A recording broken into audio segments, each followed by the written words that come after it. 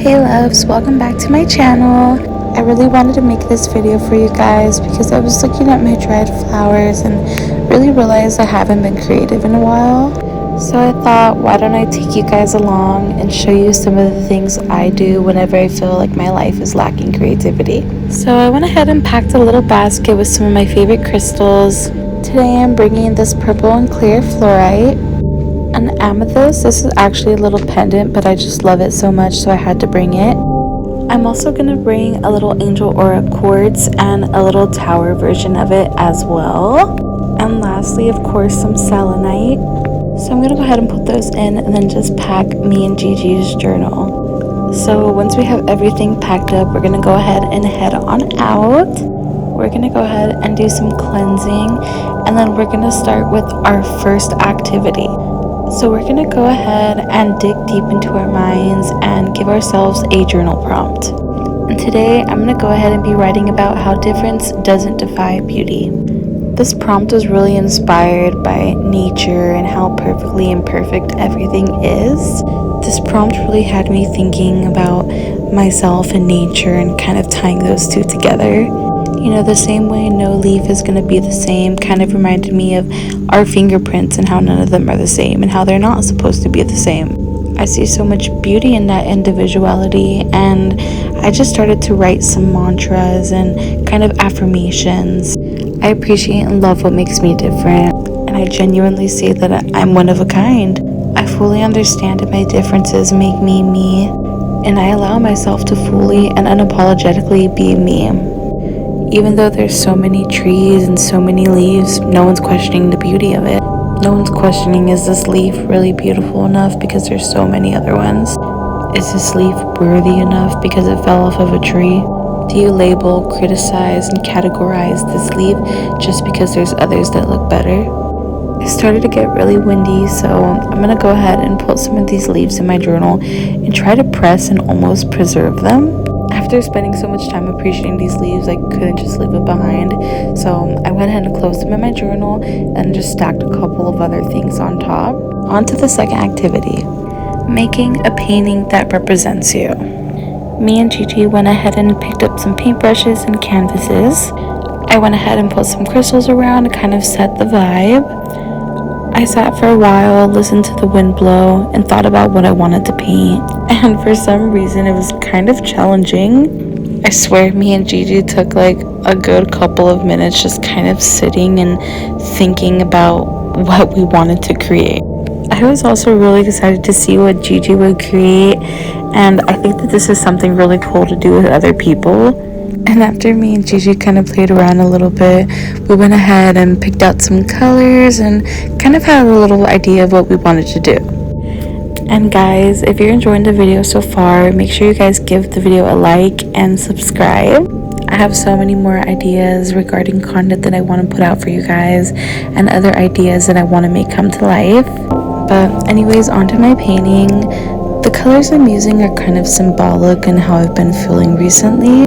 I wanted the background to resemble a dark and almost complicated night. To me, this resembles uncertainty and almost the unknown. I was really trying to capture the chaoticness in the back, but still trying to make it look like somewhat cute, and I haven't painted in a while, so I'm gonna add a little bit more onto my painting, and then I'll go ahead and explain that later.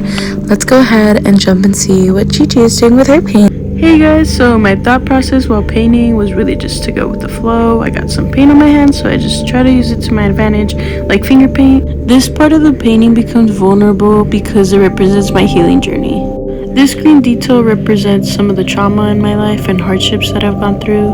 I chose these colors because they resonated with me at the moment. The flower you're about to see represents femininity and, well, the uterus. To be honest, during this time I was on my period and it was an Aries full moon, so it just felt right. This painting was very intuitive, so I was just trying to channel my emotions through this. But I'll show you guys the rest later. Let's see how Serena's painting's going. I really love Gigi's painting. I'm gonna go ahead and add some stars around mine, and this is kind of to symbolize the goodness in the dark. I wanted this little moon to be super cutesy, so I'm just adding some eyes and a nose, some cute little lashes, of course. While I was making the face, I kind of felt like the moon was looking too perfect. So I went ahead and added some details that made the moon look a little bit imperfect. I really wanted that to be a main highlight and to kind of focus on the moon not being able to see its own beauty. It's a little similar to the leaves before and how they're perfectly imperfect. The moon may criticize herself and being able to see all of her craters and dents, but people from Earth appreciate her all the time. She was still looking a little too perfect, so I actually wanted to go and add some cracks into the moon. This is symbolic to me because although people look up to the moon is kind of looking up in confusion and kind of in hopes of something to look up to. So I guess it really represents the beauty that comes with struggle. This is Gigi's finished product. I really love seeing the way that she's able to get creative, and it's honestly really nice just seeing the way that we perceived this prompt. Moving on to the last activity of this video, me and Gigi went on a little walk and found some flowers. We went around appreciating beauty and collecting flowers that we wanted to use for a flower mandala. This is honestly one of my favorite things to do, and it's so fun to get outside of the house and just look around at nature and find cute things to make art with. Our surroundings and nature in general is just genuinely so breathtaking. Not only was this so grounding, but it was just genuinely so much fun. These flowers actually reminded me of Alice in Wonderland. Marianne! Alice in Wonderland is seriously one of my favorite movies, but I'm just gonna go ahead and lay all of the flowers that I collected out, and then I'm gonna go ahead and start setting up my little mandala. I was kind of doing whatever intuitively felt right at the moment, so I just kind of used these leaves and put some flowers around.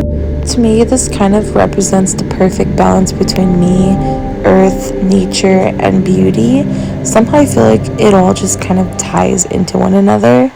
It was also crazy because I felt like the more I kept on adding to the mandala, the more windier it kept on getting and the more darker it kept on getting. Obviously the day was moving on and it was kind of getting darker already, but there was just so much energy and intention put into this flower mandala, so if you know, you know. So this is where crystals are going to come into play, and we're going to go ahead and lay these out almost like if we're doing a little crystal grid. As you could see, as soon as I placed these crystals, the wind went crazy, and it was so weird because I was so shocked that no flowers were like blowing away. Once it was all done, I kind of just like basked in the beauty of my little mandala, and then I went ahead and said bye to it because of course all good things must come to an end. I really hope that you all like this video and that maybe you guys will give us some of these a try. Please be sure to like and leave a comment if you made it this far. And again, thank you guys so much for watching, and I'll see you guys soon.